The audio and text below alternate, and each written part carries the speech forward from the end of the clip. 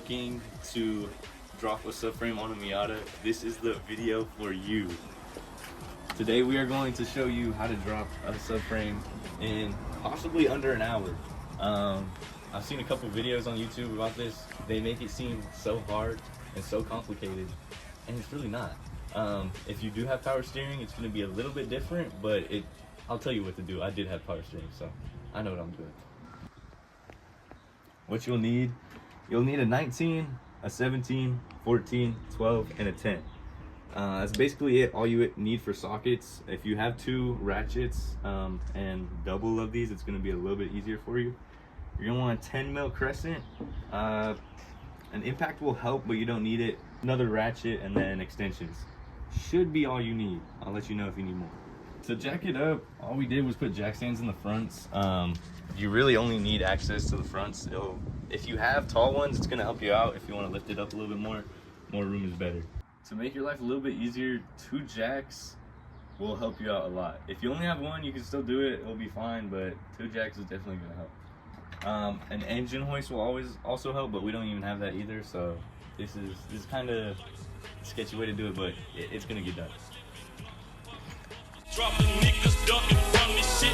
Mask on my face, no description of who made this shit. Bitches thinking who was it, bitch, it was 666. Once you have the car up in the air, you're gonna start with the 2 strut tower bolts. They should be like either 14s or 12s. Ours are a little mismatched, but you're just gonna want to start by taking those off.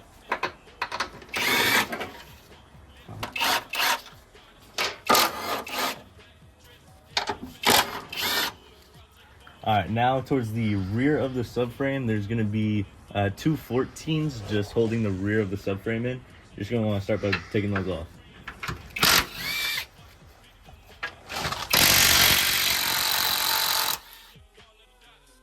And then do the same on the other side.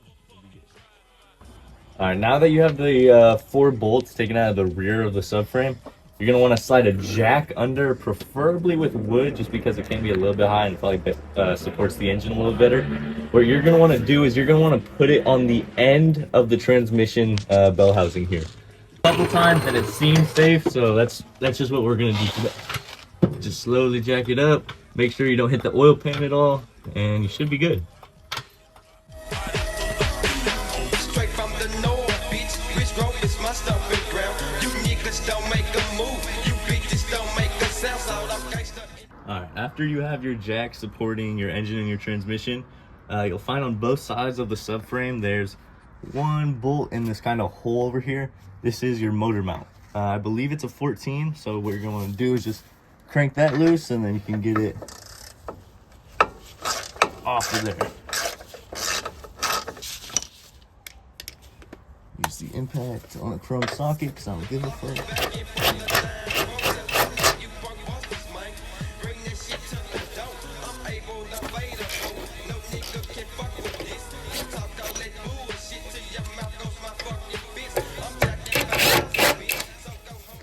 Alright, so now your subframe is essentially being supported by 4 main bolts bolting it to the chassis.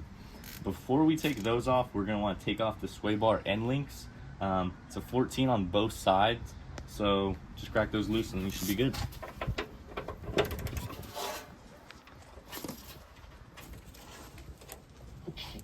God damn. They might be on pretty tight, especially if your car is a little bit older and a little bit rusted.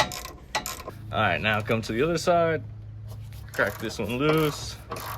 This one's a lot easier. Alright, now if you have a thicker sway bar or even just a stock one, it's probably holding a little bit of tension on the actual hub of the wheel. So it might be a little hard to get off. I just smacked it with the hammer a little bit. I know hammers really don't belong with cars, but just knocks it out. And then what you can do is just put the old hardware back on there so you don't lose it. Okay, so I slightly moved the jack location. So what I have is the second jack is supporting the transmission and engine in the rear here. And then I have the first jack, which is just supporting the subframe. I did put some blocks on here just to make it a little bit more cushiony. I know it doesn't look stable, but we're just gonna run it. So now all you're gonna wanna do is get these 4 bolts on both sides of the subframe, which connect to basically your whole main assembly. They're just gonna be 2 17s. You're probably gonna wanna start off slow because right when you undo that, it might drop down the subframe all the way if you are not supporting it correctly. So let's get into that. All right, now we'll start with the 2 bolts on both sides. Correction, it's actually a 19. A 19 deep dish socket is probably gonna work best because one of the bolts is a little bit longer. So we'll go in, crack it loose. This is probably gonna be pretty tight, but because I just did this recently, it's sadly not.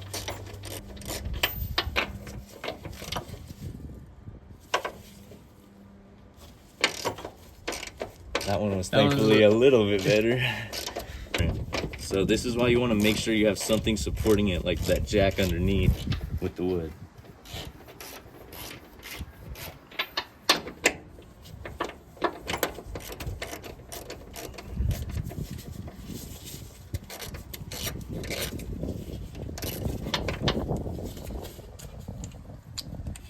Before you take those bolts all the way off, you're gonna want to do the other side. That way, if you take those ones all the way off and then you start to crack these ones, you don't want it to kind of teeter-totter. That way it's always a little bit more stable. So, crack these ones loose as well. And you might notice this subframe coming down a little bit. If you don't see that happening, your subframe's probably caught in something. Most likely it's gonna be the coilover up there at the strut tower, or maybe something else just kind of near the motor mounts. So now you'll go back to that other side, get those ones all the way loosened. It's pretty loose now, I could probably just do a hand tight.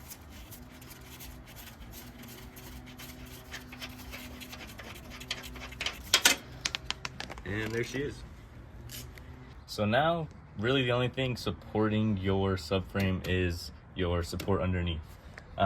Before we lower this down, you're gonna see your steering rack. If you have power steering and power steering connections, it's gonna be about 3 threaded hoses right here. So it's gonna be 1, 2, 3. I believe those are like 12s and then another 14. Could be wrong. But for us, we don't have that. What we're gonna do is just take out this one bolt holding on the steering column shaft coupler. So it's basically just a U-joint. Once we take this off, we can just disconnect the whole subframe and it won't be connected to anything on the engine.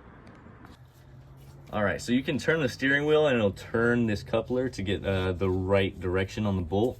So I believe it's just gonna be a 12 mil. We're just gonna crack that.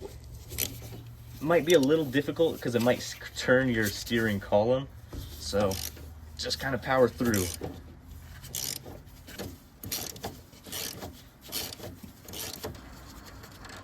Take that bolt out.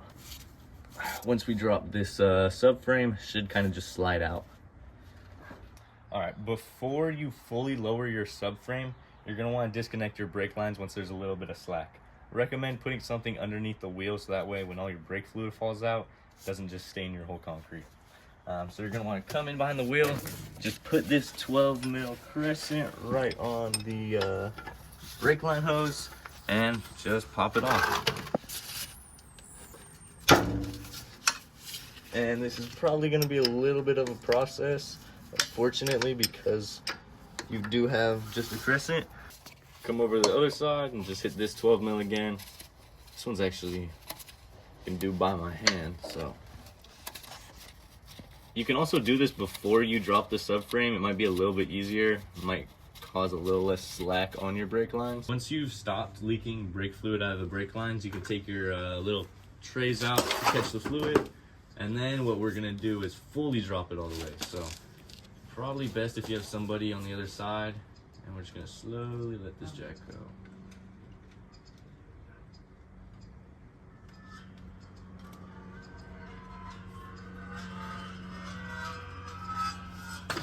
Sound like a song.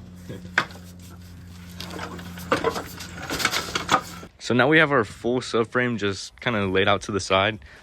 If we go back to the Miata, you can see your whole engine is basically just floating there from that support. So you want to make sure it's on there pretty well. but this is kind of a cheat sheet to how to do an oil pan pretty easily. All you have to do is take out the 10 mils that surround the oil pan to the actual block, and then I believe there's 2 longer 10 mils in the back there, one all the way in the back on both sides, and then it just drops right down. So if you're leaking from your oil pan or leaking from your seals at all, it's a pretty easy way to do it. Probably would only take maybe half a day, possibly a full day. Hell yeah. This is how she sits now. Thanks to my beautiful Hope. This guy. Thank you for watching, everyone. Today we showed you how to drop a subframe to do the oil pan or anything else you need to do with the subframe dropped. We have it right over there. We have him right over there. And we have the car right over here. Get to it.